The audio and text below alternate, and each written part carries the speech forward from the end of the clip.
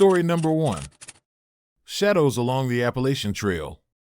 The Appalachian Trail stretches endlessly through the heart of the eastern United States, a serpentine ribbon of wilderness weaving through dense forests, towering mountains, and mist-shrouded valleys. In the dead of winter, its beauty transforms into a hauntingly stark landscape, where snow blankets the ground and fog clings to the trees like spectral veils. The trail, renowned for its serene beauty and challenging terrain, also harbors whispers of something far more sinister, legends of restless spirits wandering its frozen paths.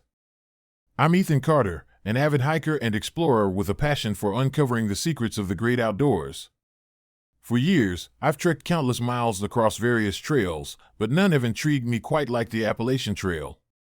This winter, driven by a mix of curiosity and a desire for solitude, I decided to embark on a solo expedition along its most remote sections. Little did I know, the trail held more than just natural beauty and physical challenges. It harbored an ancient curse that would test my sanity and survival instincts. The legend that circulated among the local communities and fellow hikers spoke of a tragic event that took place in the winter of 1972. 3 friends, Mark, Lisa, and Tom, had set out on a winter hike along a particularly treacherous stretch of the Appalachian Trail. They were seasoned hikers, known for their camaraderie and love for the trail. On that fateful day, a severe snowstorm swept through the region, reducing visibility to near zero and turning the trail into a perilous maze of whiteout conditions. Mark, the leader of the group, had always been meticulous about planning and safety. He set up camp near a cluster of pine trees, preparing a fire to keep warm and signal their location should they need rescue. As the night deepened, an eerie silence enveloped the campsite, broken only by the crackling of the fire and the howling wind outside. The next morning, a search party was dispatched, but all they found were the 3 backpacks neatly arranged beside the extinguished fire, no sign of Mark, Lisa, or Tom. Their disappearance remained a mystery, fueling rumors of supernatural involvement and restless spirits haunting the trail. My journey began on a frigid December morning, the trail cloaked in a thick layer of fresh snow. The air was crisp, each breath visible in the icy atmosphere. As I hiked deeper into the wilderness, the beauty of the trail was both mesmerizing and intimidating. The towering pines stood like silent sentinels, their branches heavy with snow, while the path wound through dense thickets and over frozen streams. After several days on the trail, I reached a secluded campsite nestled between 2 steep ridges. Setting up my tent, I prepared for the night, unaware of the darkness that awaited me. As twilight descended, the temperature plummeted, and a dense fog began to roll in, enveloping the area in a ghostly haze. It was then that I first heard the whispers, faint, almost imperceptible voices calling my name from the depths of the fog. I strained my ears, but the voices seemed to come from nowhere and everywhere at once, sending shivers down my spine. The following day, I continued my trek, but the strange occurrences persisted. Late in the afternoon, as I navigated a particularly narrow section of the trail, I glimpsed fleeting shadows moving between the trees. At first, I dismissed them as tricks of the light or wildlife, but the more I saw, the more uneasy I felt. Each time I caught sight of those dark figures, a chill ran through me, and an unshakable feeling of being watched settled over me. One particularly bleak evening, as I hiked through a dense thicket, the temperature dropped sharply, and the fog thickened, obscuring my vision.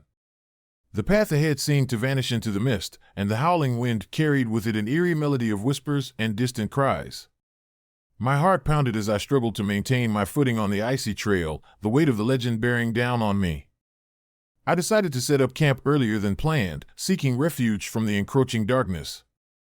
As I pitched my tent, I felt a sudden, intense presence, a sensation that something or someone was watching me. Ignoring the growing fear, I focused on building a fire, hoping its warmth and light would dispel the ominous feeling. That night, as I lay in my tent, the whispers grew louder, transforming into distinct voices pleading for help. "Find us! Find us!" They echoed through the cold air. My mind raced, trying to rationalize the sounds. Was it the wind playing tricks on me, or something far more malevolent? Unable to bear the tension, I decided to take a walk to clear my mind. The snow crunched under my boots as I trudged through the thickening fog, the trail barely visible ahead. As I neared a particularly dense section of the forest, I saw her, a woman dressed entirely in white, standing motionless by a snow-covered log. Her presence was both beautiful and tragic, her figure ethereal against the backdrop of the wintry landscape.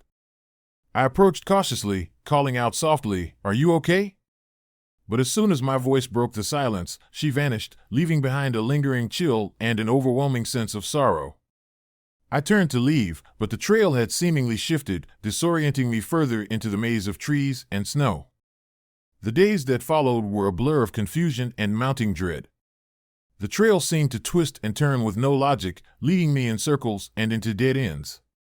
The whispers returned with renewed intensity, their cries growing more desperate and insistent. I began to feel the weight of the curse pressing down on me, each step burdened by an unseen force. One night, as I huddled in my tent, a blinding flash of lightning illuminated the sky, followed by a deafening clap of thunder. The ground beneath me trembled, and I was jolted awake by the sound of heavy footsteps approaching my campsite. My heart raced as I listened, straining to hear any sign of movement. Suddenly, the tent's fabric rippled, and a shadowy figure emerged from the darkness, a large, spectral entity with glowing red eyes and outstretched wings that seemed to blot out the moonlight. Its presence was terrifying, a manifestation of the curse that haunted the trail. I froze, unable to move as the figure loomed over me, its eyes burning with an otherworldly fire. "Leave this place," it whispered, the voice echoing in my mind like 1,000 tormented souls. "You do not belong here." Summoning every ounce of courage, I stood up, facing the apparition. "What do you want from me?" I demanded, my voice trembling with a mix of fear and defiance. The figure raised its arms, and the surrounding forest seemed to come alive with ghostly apparitions, ghosts of the lost hikers, their eyes filled with sorrow and anger. The air grew thick with their whispers, and the ground beneath my feet seemed to writhe with malevolent energy. "I seek peace," the figure intoned, its voice a haunting melody of despair. "You must help us find what we lost." Understanding dawned on me, these spirits were trapped, their restless souls bound to the trail by the tragedy of their untimely deaths. The curse was not merely a legend but a tangible force, feeding on the unresolved grief and sorrow of those who perished. Determined to break the curse and free the spirits, I vowed to uncover the truth behind their suffering. The path ahead was fraught with danger and uncertainty, but I knew that the only way to escape the trail was to confront the darkness that had taken root within its frozen embrace. With renewed purpose, I began to piece together the events of that tragic winter night in 1972. The search party had found the neatly arranged backpacks and the extinguished fire, but no signs of the hikers. It was as if they had vanished into thin air, leaving behind only the remnants of their final moments. I scoured the trail for any clues, retracing the steps of Mark, Lisa, and Tom, hoping to find something that would explain their disappearance. Days turned into weeks, and my efforts seemed in vain. The trail remained shrouded in mystery, the spirit's presence a constant reminder of the unresolved tragedy that haunted the path. One crisp morning, I stumbled upon an old, forgotten campsite nestled in a secluded clearing. The remnants of the fire pit were still visible, and scattered around were personal items that seemed eerily familiar. Among them was a faded photograph of the three friends, their smiles frozen in time, and a tattered map of the trail marked with notes and symbols. As I examined the photograph, a chill ran down my spine. It was as if their eyes were following me, their silent plea echoing in my mind. I realized that the only way to break the curse was to honor their memory and ensure that their stories were never forgotten. Returning to my own campsite, I gathered the items I had found and carefully placed them beside my tent. I spoke to the spirits, offering words of comfort and promises to keep their legacy alive. The air around me softened, the oppressive energy lifting as the spirits began to fade, their sorrowful whispers transforming into gentle echoes of gratitude. As I continued my journey along the Appalachian Trail, the strange occurrences diminished, replaced by a sense of peace and closure. The curse had been lifted, the spirits finally finding peace after decades of torment. The trail, once a place of fear and mystery, now seemed serene and welcoming, its beauty unmarred by the shadows of the past. Months later, back in the comfort of my home, I still found myself haunted by the memories of my time on the Appalachian Trail. The images of the woman in white and the spectral hikers lingered in my mind, a testament to the profound impact of my journey. Despite the peace I had helped restore, I couldn't shake the feeling that the trail still held untold secrets, waiting to be discovered by those brave enough to seek them. One evening, while sifting through old journals and notes, I received a message from a fellow hiker who had recently started trekking the Appalachian Trail. "Ethan," it began, "I've heard your story and felt compelled to reach out. I'm planning a solo hike next winter and wanted to ask if you've any advice or warnings." As I read the message, a shiver ran down my spine. The trail was vast, and for all its beauty, it was a place where the veil between the living and the dead was thin. The legend of the 3 lost hikers and the woman in white was now part of my own story, a story that I hoped would guide others away from the same fate. The next day, as I stood at the edge of a nearby trailhead, gazing out at the snowy expanse, I felt a presence beside me, a gentle, comforting warmth that seemed to whisper, "Thank you." Turning, I saw a faint figure of a woman in white standing in the distance, her eyes filled with peace and gratitude. She gave a small, serene smile before fading into the morning mist, leaving me with a sense of fulfillment and the knowledge that the trail would forever hold the spirits of those who had walked it before me. The Appalachian Trail remained a place of beauty and mystery, its allure undiminished by the shadows of the past. New hikers continued to traverse its paths, some seeking solitude, others adventure, and a few, perhaps unknowingly, seeking the answers to the legends that whispered through the trees. The cycle of fear and mystery had been broken for now, but the trail's ancient magic ensured that its stories would continue to unfold, waiting for the next soul brave enough to walk its storied paths. Story number 2. The Screaming Man at Mount Rainier. Mount Rainier looms majestically over the Pacific Northwest, its snow-capped peak piercing the sky like a sentinel guarding ancient secrets. The dense forests that blanket its lower slopes are a labyrinth of towering pines and firs, their branches heavy with winter's embrace. In the winter months, Mount Rainier transforms into a realm of stark beauty and treacherous peril, where blinding snowstorms can turn a serene hike into a fight for survival. Despite the warnings of severe weather, a group of 5 friends, Emma, Jake, Sarah, Ryan, and Megan, decided to embark on a winter hiking expedition along one of the less-traveled trails of the mountain. Their camaraderie and shared love for adventure had always driven them to seek out the wilderness, but this trip would test their bonds and their very sanity in ways they could never have imagined. I'm Jake Thompson, the unofficial leader of our group, known for my meticulous planning and unwavering determination. As we set out on that fateful December day, the crisp air filled our lungs, and the excitement of conquering Mount Rainier's winter trails coursed through our veins. Little did we know, the mountain held more than just natural beauty and physical challenges. It harbored a darkness that would soon envelop our lives. Our journey began with optimism and laughter, the trail beneath our boots crunching with fresh snow. The sun was a pale disk behind thick clouds, casting a muted light over the landscape. The first day passed without incident, our spirits high as we navigated the well-marked path. However, by the second day, the weather began to shift ominously. Without warning, a fierce snowstorm descended upon us. The sky darkened, and the wind howled with a ferocity that seemed almost sentient. Visibility plummeted as snowflakes whipped through the air, turning the world into a swirling white vortex. The temperature dropped sharply, and frostbite threatened our extremities. Panic set in as we realized we were unprepared for such an extreme storm. Desperate for shelter, we stumbled upon an old cabin nestled deep within the forest, its wooden structure weathered and covered in a thick blanket of snow.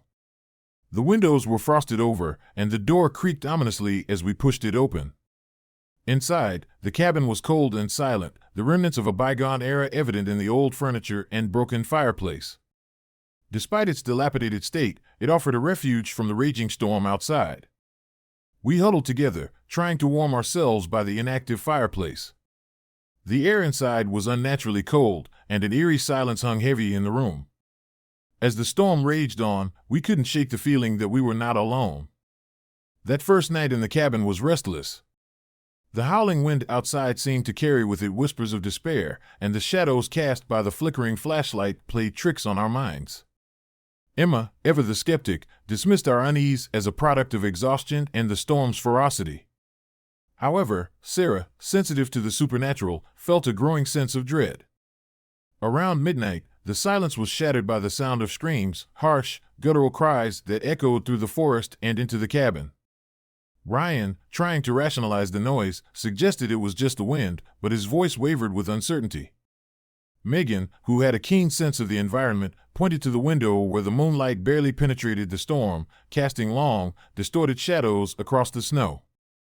The next morning, the storm had subsided, leaving behind a serene but desolate landscape.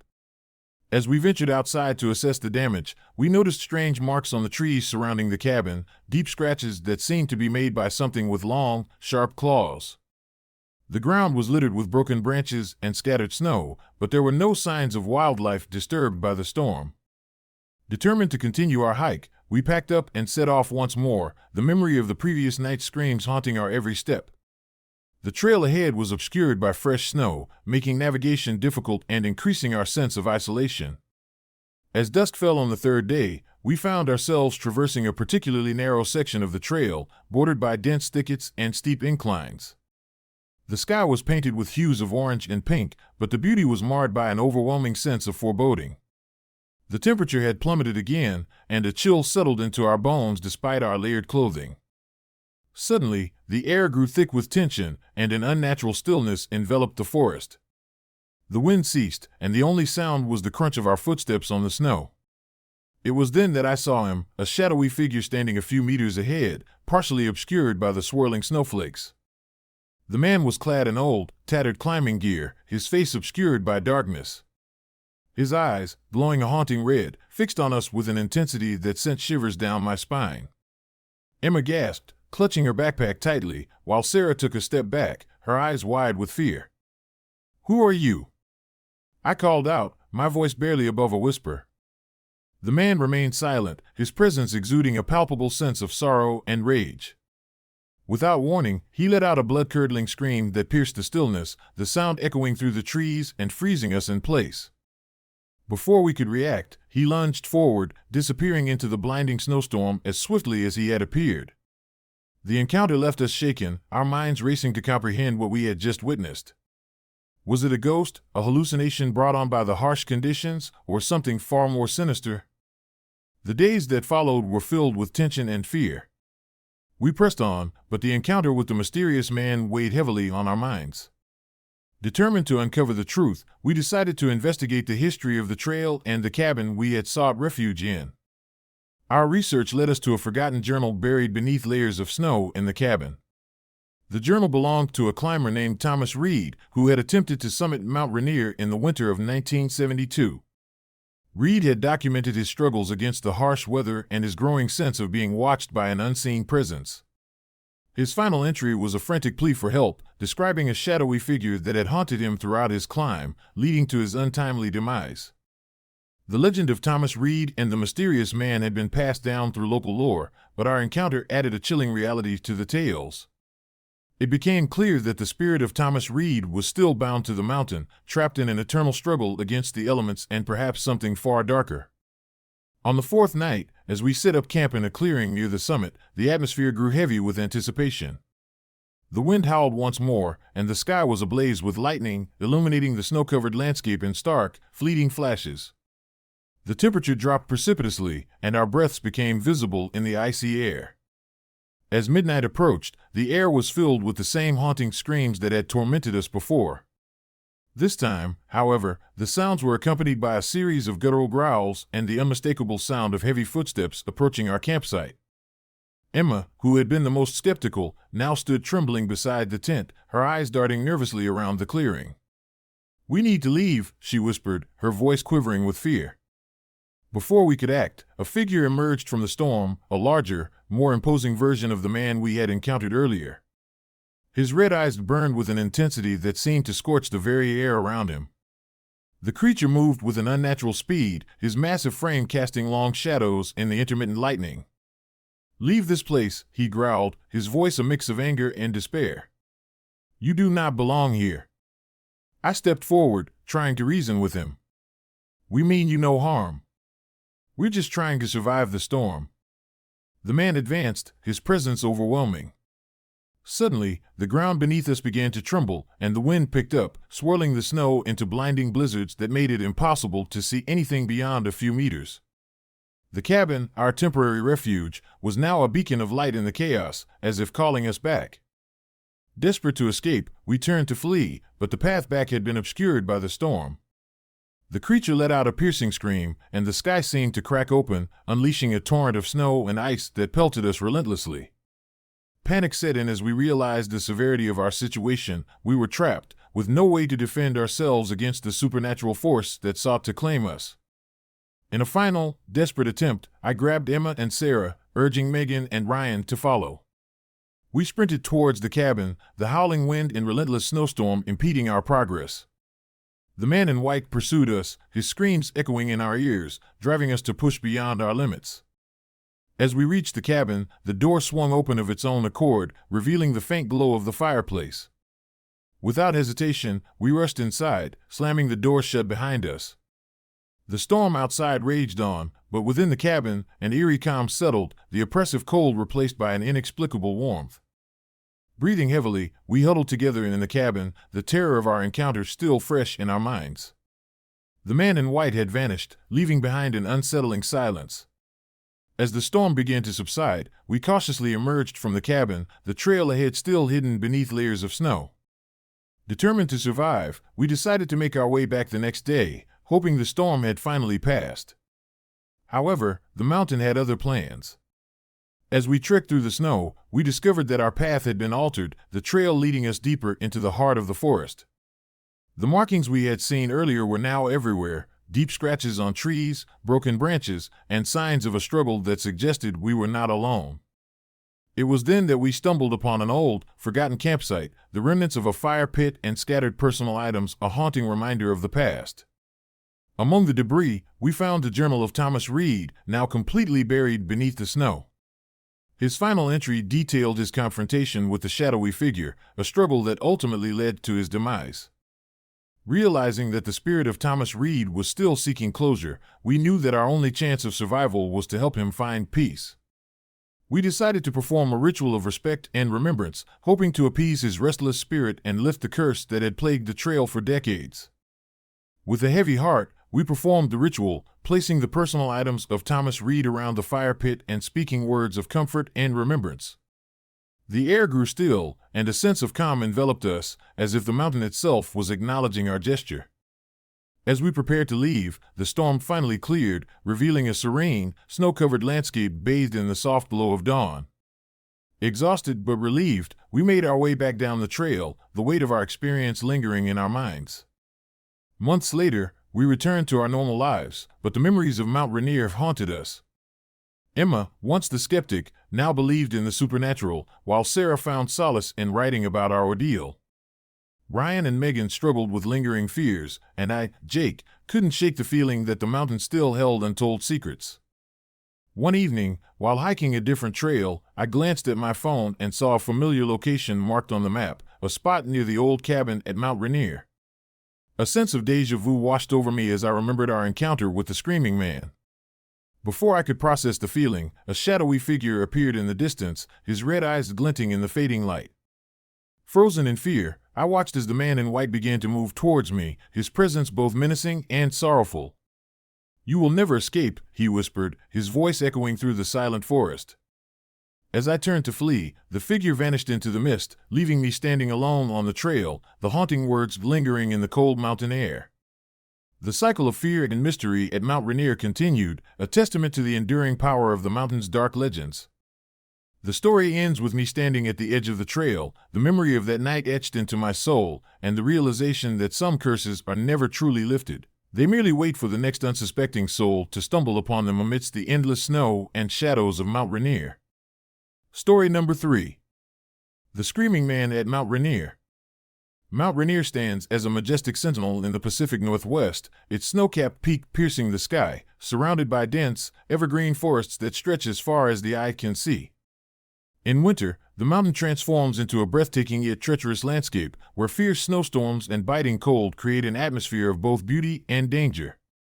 The trails that wind through the wilderness are both alluring and foreboding, promising adventure to those brave enough to venture into their depths. Despite its allure, Mount Rainier harbors dark legends whispered among locals and hikers alike. Tales of restless spirits wandering the snowy trails, lost souls who never found their way back, and eerie cries echoing through the night air have been passed down through generations.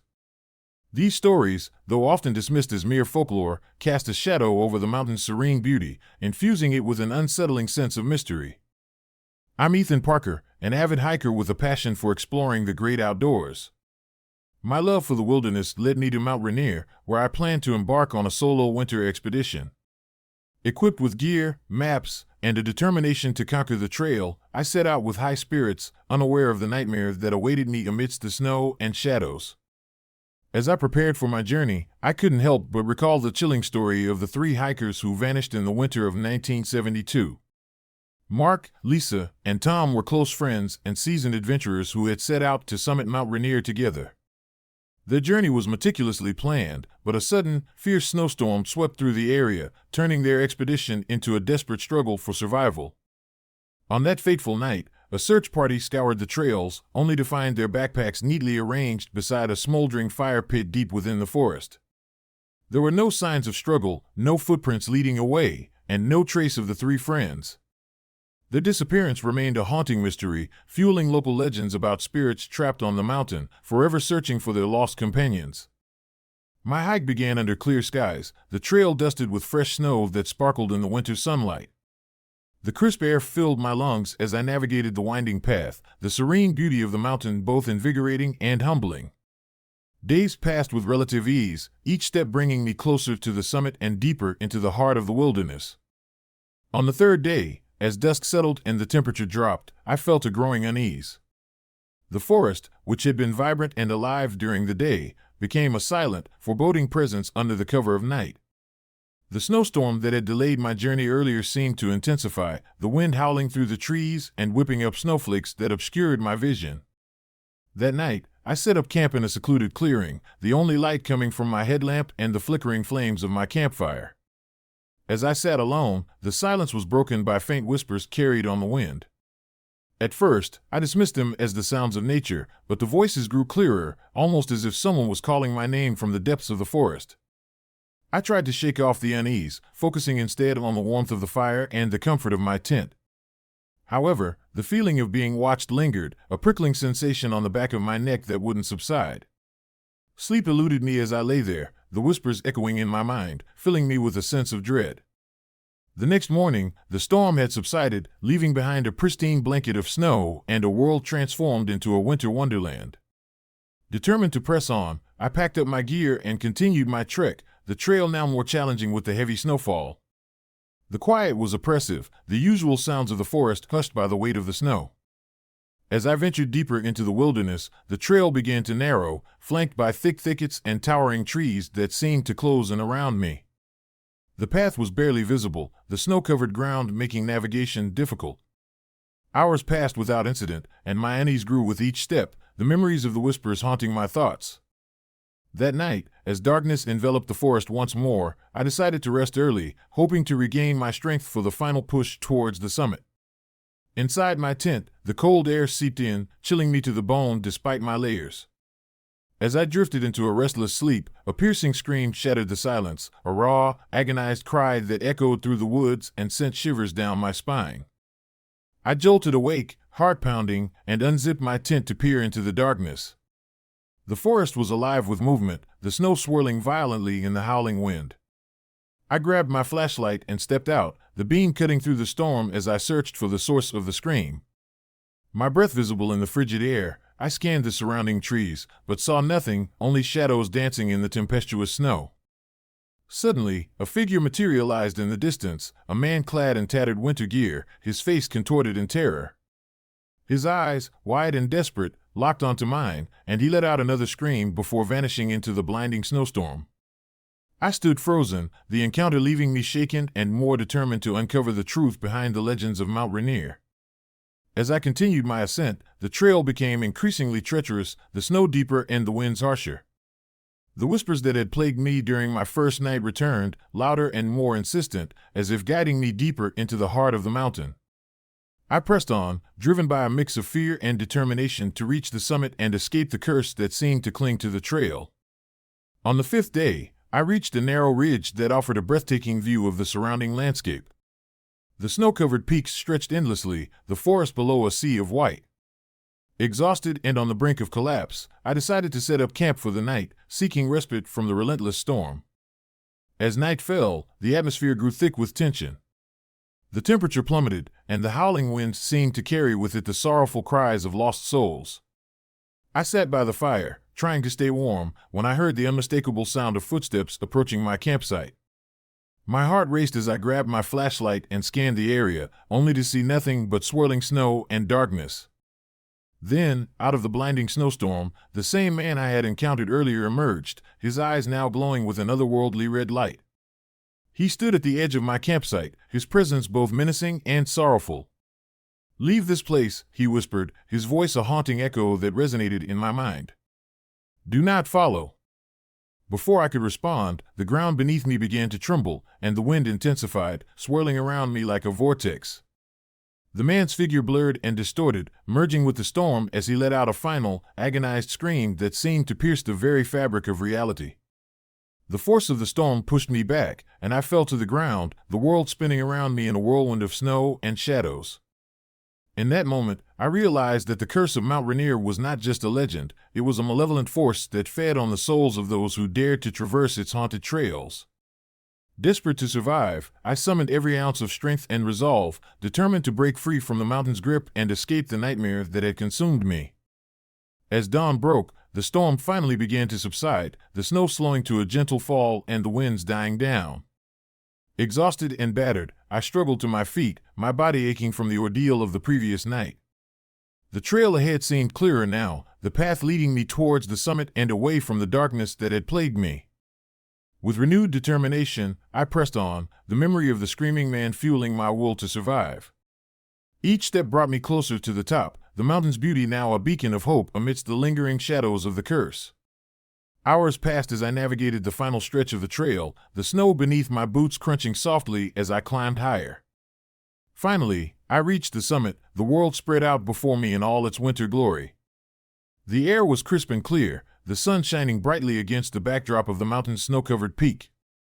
I stood there, breathless and victorious, the weight of the curse lifting as I gazed out over the vast expanse of wilderness that had both tested and ultimately spared me.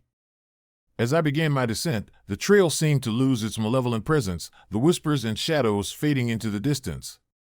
The legend of the 3 lost hikers and the screaming man had become a part of my own story, a chilling reminder of the mountain's enduring mystery and the darkness that still lingered in its depths. Months after my harrowing experience, I found myself unable to shake the memories of Mount Rainier. The screams, the shadowy figures, and the feeling of being watched haunted my dreams, a constant reminder of the curse I had narrowly escaped. Determined to find closure, I returned to the trail, this time accompanied by a group of fellow hikers who were eager to explore the mountain's winter trails. As we navigated the familiar path, I felt a sense of déjà vu, the same tension and unease that had plagued me years ago creeping back into my consciousness. The group pressed on, unaware of the shadows that danced just beyond the edge of their vision and the whispers that echoed through the silent forest. One evening, as the sun dipped below the horizon and the temperature dropped once more, we set up camp near the site where I had first encountered the screaming man. The air grew cold, and the shadows lengthened, the forest becoming a labyrinth of darkness and snow.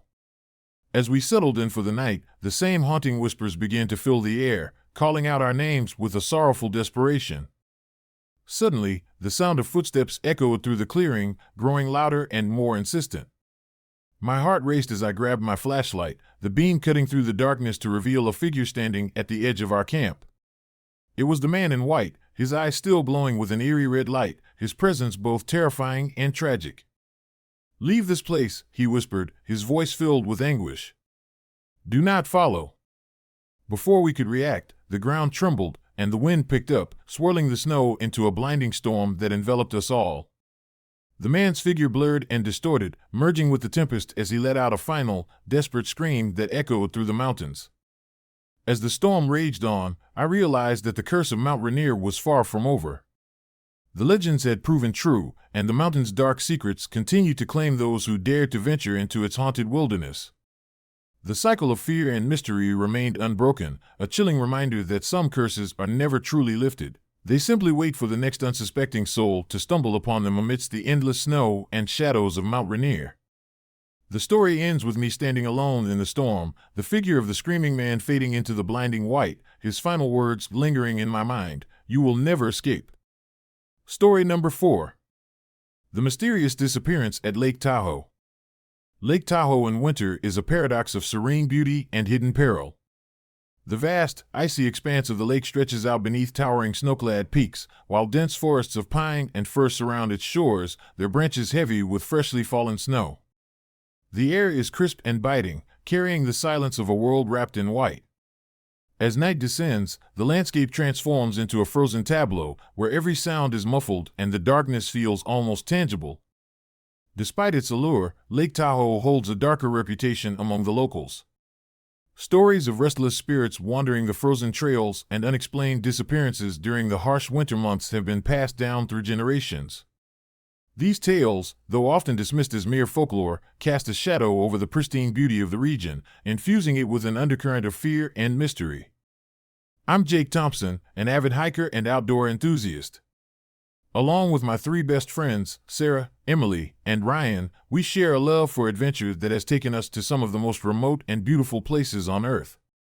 This winter, driven by a mix of curiosity and the desire to escape the monotony of city life, we decided to embark on a winter hike around Lake Tahoe. Despite the looming snowstorms and the unsettling legends, our enthusiasm overshadowed any sense of caution. Our expedition began on a clear December morning, the trail beneath our boots crunching with fresh snow.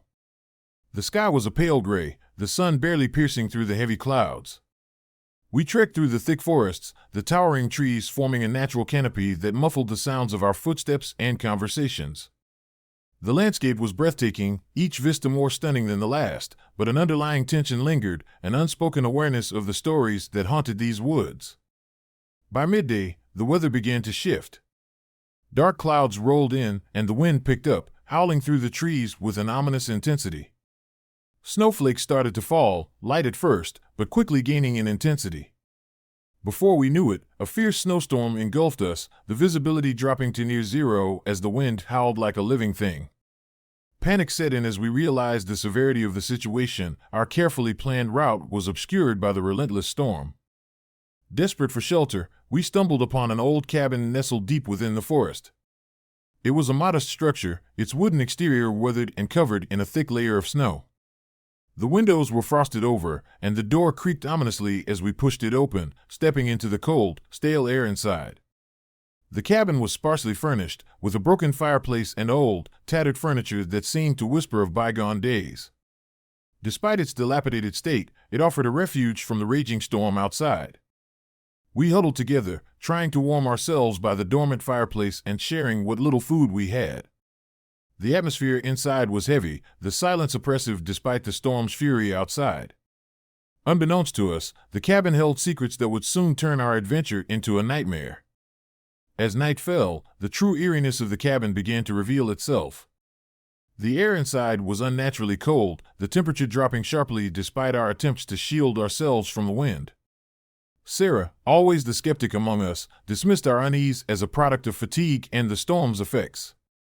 However, Emily, who had always been attuned to the supernatural, felt a growing sense of dread. That evening, as we settled into our makeshift sleeping arrangements, I noticed strange symbols etched into the wooden walls of the cabin.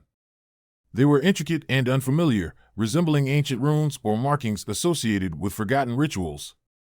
The symbols seemed to pulse with a faint, eerie light, casting unsettling shadows across the room. Ryan, ever the practical one, suggested that the symbols were merely the result of weathering and the passage of time. However, as the night deepened, we began to hear unsettling sounds, faint whispers carried on the wind, growing louder and more distinct. "Find it! Find it!" the voices seemed to call, echoing through the cabin and chilling us to the bone. I tried to rationalize the sounds, attributing them to the storm or perhaps wildlife outside. But the symbols and the persistent whispers made it clear that something unnatural was at play. The air grew thick with an unspoken tension, the very walls of the cabin seeming to close in around us. That night, our worst fears were realized. As the storm raged on, the temperature inside the cabin plummeted further, our breaths visible in the frigid air. Suddenly, the silence was shattered by the sound of heavy footsteps outside. They were deliberate and menacing, pacing around the cabin with an unnerving regularity. Ryan, trying to maintain his composure, decided to investigate. He grabbed a flashlight and cautiously approached the door, his heart pounding in his chest. "I'm going to check it out," he announced, though his voice wavered with uncertainty. As Ryan opened the door, the storm outside seemed to intensify, the wind howling like a banshee. But before he could step outside, a piercing scream echoed through the cabin, stopping him in his tracks.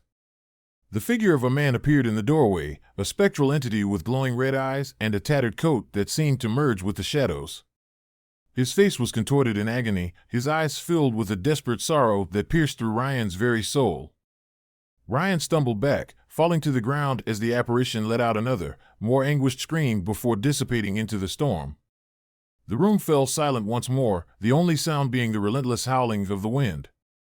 Ryan lay there, shaken and speechless, the image of the screaming man etched into his mind. We knew then that the legends were true, Lake Tahoe's winter trails were haunted by restless spirits, and we were now part of their tragic stories. Determined to uncover the truth and save ourselves, we delved deeper into the cabin's secrets. Emily discovered a hidden compartment beneath the floorboards, revealing an old journal bound in worn leather. The pages were yellowed and brittle, but the handwriting was still legible. It belonged to Thomas Reed, a man who had vanished in these woods decades ago. Thomas's journal detailed his journey to Mount Rainier, a neighboring peak, and his struggles against a relentless snowstorm. He wrote of a man in white, a spectral figure who had been leading him deeper into the forest, urging him to find something he couldn't quite name. As the entries progressed, Thomas's desperation grew, culminating in a final, frantic plea for help before the journal abruptly ended. Realizing that Thomas's spirit was trapped here, desperately searching for something lost, we understood that we needed to help him find peace. The symbols in the cabin matched those described in the journal, suggesting a ritual or offering that might appease his restless spirit. That night, under the dim light of our campfire, we performed the ritual outlined in Thomas's journal. We arranged the symbols in a specific pattern, offering tokens of our own as a gesture of goodwill. As we completed the ritual, the air grew thick with an oppressive energy, and the temperature dropped once more. The cabin seemed to come alive with the presence of the past, the shadows dancing in response to our actions. Suddenly, the spectral man in white reappeared, his form more defined and his eyes less red but still filled with sorrow. "Thank you," he whispered, his voice a haunting melody that echoed through the cabin. The temperature began to rise, the oppressive atmosphere lifting as his spirit found a semblance of peace. But as he faded away, a new realization dawned upon us. The curse was not just Thomas's burden to bear, but something far more sinister that lingered within these woods. With the immediate threat seemingly abated, we decided to continue our journey, hoping that the ritual had broken the curse. However, the aftermath of our encounter left lingering horrors that we couldn't shake. Emily and I found ourselves plagued by nightmares, haunted by visions of the spectral man and the oppressive silence of the cabin. Sarah and Ryan, though more resilient, couldn't escape the feeling of being watched, the shadows seeming to move just beyond the corner of their eyes. One morning, as we prepared to leave, we discovered Jake's backpack lying abandoned near the edge of the forest. Panic surged through us. Jake had been missing since the night of the encounter. We searched frantically, but there was no trace of him, only the remnants of his belongings scattered in the snow. In the days that followed, we learned from the locals that Jake was not the first to vanish in these woods. The legend of the man in white was just the tip of the iceberg, stories of hikers disappearing without a trace, their spirits forever wandering the frozen trails in search of something they could never find. Months after our harrowing experience, life began to return to a semblance of normalcy. But the memories of that winter expedition lingered, haunting our thoughts and dreams. Emily and I struggled with the nightmares, the lines between reality and the supernatural blurring in our minds. Sarah and Ryan, though outwardly coping, carried the weight of what we had endured. One evening, as I sat by the fireplace, a friend mentioned hearing about another group of hikers who had gone missing near Lake Tahoe. The local legend seemed to be an unending cycle, a curse that continued to claim unsuspecting souls each winter. As I looked out the window at the snow-covered forest, I couldn't help but feel a sense of foreboding. The spectral man in white, the restless spirits, the never-ending snowstorms, it was as if the mountain itself was a living entity, feeding on our fear and despair. The story ends with me standing at the edge of the lake, watching as the snowflakes dance in the cold wind. The silence is broken by a faint, familiar whisper, find it, echoing through the trees, a chilling reminder that the curse of Lake Tahoe was far from over, waiting for its next victim to wander into its icy embrace. Story number 5. The Haunted Fire at Yellowstone.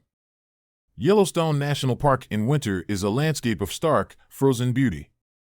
The vast, serene expanse of Lake Tahoe lies beneath towering snow-covered peaks, while dense forests of pine and fir stretch endlessly in every direction. The air is crisp and biting, carrying the silent whispers of the wilderness. Amidst this picturesque setting, the park holds a chilling secret, stories of the haunted fire. For decades, visitors have reported seeing mysterious flames flicker in the darkness, dancing unnaturally among the trees, and vanishing without a trace. These tales, often dismissed as mere folklore, cast a shadow over the park's pristine beauty, infusing it with an undercurrent of fear and mystery. I'm Jack Miller, a father, husband, and avid outdoor enthusiast. My wife, Anna, and our 12-year-old daughter, Ellie, share my love for adventure. This winter, we decided to escape the hustle of city life and embrace the tranquility of Yellowstone. Despite warnings about harsh winter weather and the unsettling legends surrounding the park, our excitement overshadowed any lingering doubts. Little did we know, our trip would immerse us in a nightmare we could never have imagined. Our journey began on a clear December morning, the trail ahead blanketed in fresh snow that sparkled under the weak winter sun. The beauty of Yellowstone in winter was both mesmerizing and intimidating, each step we took deeper into the wilderness heightening our sense of awe and trepidation. The first day passed without incident, our spirits high as we set up camp near the edge of Lake Tahoe, the still waters reflecting the surrounding snow-covered trees like a giant mirror. As night fell, we gathered around the campfire, the warmth of the flames providing a comforting contrast to the cold night air. We shared stories and laughter, basking in the peacefulness of our secluded spot. However, my attention was drawn to a strange, flickering light in the distance, far beyond the reach of our campfire. It was unlike any natural flame, small and pale blue, moving with a life of its own through the dense forest. Ellie, ever the curious child, tugged at my sleeve. "Daddy, what's that light over there?" Anna glanced in the direction I was staring, her expression mirroring my confusion. "Probably just another camper or some wildlife." "Don't worry about it, Ellie." But there was something unsettling about the way the light moved, almost as if it was aware of our presence. Against Anna's advice, I grabbed my flashlight and decided to investigate, driven by a mix of curiosity and an inexplicable sense of duty to understand what we were witnessing. As I approached the source of the light, the storm we had hoped to avoid began to brew. The wind picked up, howling through the trees and sending flurries of snow into the air. Visibility dropped rapidly, and the once clear trail became obscured by swirling snowflakes. Anna and Ellie called out to me, their voices tinged with worry, but the storm was relentless, making it difficult to return to camp. Pushing through the snow, I finally reached the edge of the forest where the light seemed to originate. There, nestled among the trees, was an old, dilapidated cabin covered in thick layers of snow. The windows were frosted over, and the door creaked ominously as I approached.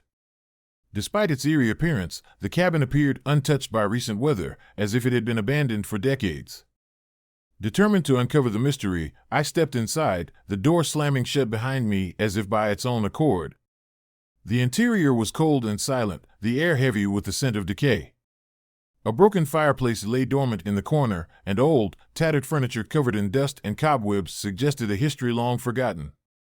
As I moved deeper into the cabin, I noticed strange symbols etched into the wooden walls, intricate designs that seemed almost ritualistic in nature. Suddenly, the room grew colder, and a faint whisper echoed through the space. Find it, the voice seemed to say, sending a chill down my spine. I turned to leave, only to find that the door had vanished, replaced by a solid wall of darkness. Panic surged through me as I realized I was trapped, the cabin now a prison of ice and shadows. Desperate to escape, I searched the cabin for any sign of an exit. My flashlight flickered, casting eerie shadows that danced on the walls. It was then that I heard it, the unmistakable sound of footsteps approaching. My heart pounded in my chest as the sound grew louder, more deliberate, echoing through the silent room. A figure materialized in the doorway, a man clad in old, tattered winter gear. His face was contorted in agony, eyes glowing a haunting red that seemed to pierce through the darkness. He moved with an unnatural speed, his presence exuding a palpable sense of sorrow and rage. "Leave this place," he whispered, his voice a blend of despair and menace. "You do not belong here." Before I could respond, the room began to tremble, the symbols on the walls glowing with an unholy light. The man lunged forward, and I felt a surge of cold energy that knocked me back. As I struggled to regain my footing, the apparition let out a blood-curdling scream that reverberated through the cabin, the sound echoing into the night outside. The storm outside intensified, the wind howling like a banshee as the cabin seemed to come alive with malevolent energy. The walls closed in, and the air grew thick with the scent of burning wood and decay. I knew I had to find a way out before the cabin consumed me entirely. Summoning every ounce of strength, I forced myself to confront the apparition. "Who are you? What do you want?" I demanded, my voice trembling with a mix of fear and defiance. The man in white paused, his expression softening for a brief moment. "I am Thomas Reed," he said, his voice echoing with centuries of pain. "Trapped by the flames, forever searching for redemption." His eyes, once filled with rage, now held a profound sadness. I realized that the haunted fire was not just a random occurrence but the manifestation of a tormented soul bound to the mountain by tragedy and unresolved guilt. Determined to help him find peace, I asked, "What can I do to help you, Thomas?" He reached out, his spectral hand hovering just inches from mine. "You must uncover the truth of my fate, release me from this eternal torment." As the storm began to subside, the cabin's oppressive atmosphere lifted, and the symbols on the walls faded into the darkness. The door reappeared, and I stepped outside into the now calm night, the early morning light beginning to break through the clouds. The following day, Anna and Ellie arrived at the cabin, their expressions mirroring my own confusion and fear. I recounted the terrifying encounter, and we knew that our journey had taken a dark and unexpected turn. Determined to honor Thomas's plea, we began to investigate the history of Yellowstone's winter trails, searching for any clues that could explain his tragic fate. Our research led us to old records and local legends that spoke of Thomas Reed, a dedicated ranger who had perished in a winter storm while attempting to rescue lost hikers. His death had been shrouded in mystery, with rumors of supernatural forces at play and whispers of curses that lingered in the snow-covered wilderness. As we delved deeper, we uncovered the tragic story of Thomas's last stand, his journal entries revealing his growing desperation and fear as the storm raged on. He had vowed to save as many lives as he could, but the harsh winter proved unforgiving, and his final entries hinted at something beyond the natural, a malevolent presence that had hindered his rescue efforts. Armed with this knowledge, we returned to the cabin, determined to perform a ritual of closure. Following the instructions from Thomas's journal, we arranged the symbols and offered personal tokens of remembrance, hoping to appease his restless spirit and lift the curse that had bound him to Yellowstone's winter trails. As night fell once more, we stood together in the cabin, the storm outside mirroring the turmoil within. We began the ritual, our voices blending with the whispers of the past as we recited the incantations from the journal. The air grew thick with energy, and the symbols on the walls began to glow with a warm, comforting light. Suddenly, the apparition of Thomas Reed appeared before us, his presence no longer menacing but serene. "Thank you," he whispered, a gentle smile gracing his ethereal features. "I can finally rest." The cabin transformed, the oppressive darkness giving way to a peaceful calm. The storm subsided, leaving behind a serene and silent night. We knew that we had succeeded in freeing Thomas's spirit, but the experience left an indelible mark on our lives. A month later, back in our daily routines, we still felt the lingering presence of Yellowstone's winter magic. Ellie spoke of dreams where she played beside the tranquil lake, unburdened by fear. Anna and I found solace in knowing that we had helped a lost soul find peace, but the legend of the haunted fire continued to intrigue and caution us. One evening, while visiting Yellowstone again with friends, we encountered another group of campers who shared their own eerie experiences of the haunted fire. They spoke of shadows flickering in the distance and flames that seemed to dance with a life of their own, always disappearing before anyone could approach. The cycle of fear and mystery continued, a testament to the enduring legends that guarded the frozen wilderness. The story concludes with me standing at the edge of Lake Tahoe, watching as the first snowflakes of a new winter begin to fall. The quiet beauty of the landscape is both comforting and haunting, a reminder that Yellowstone holds many secrets beneath its pristine surface. As night falls, I can almost hear the faint whispers of Thomas Reed, a lingering echo of the past that forever ties us to the mountain's icy embrace.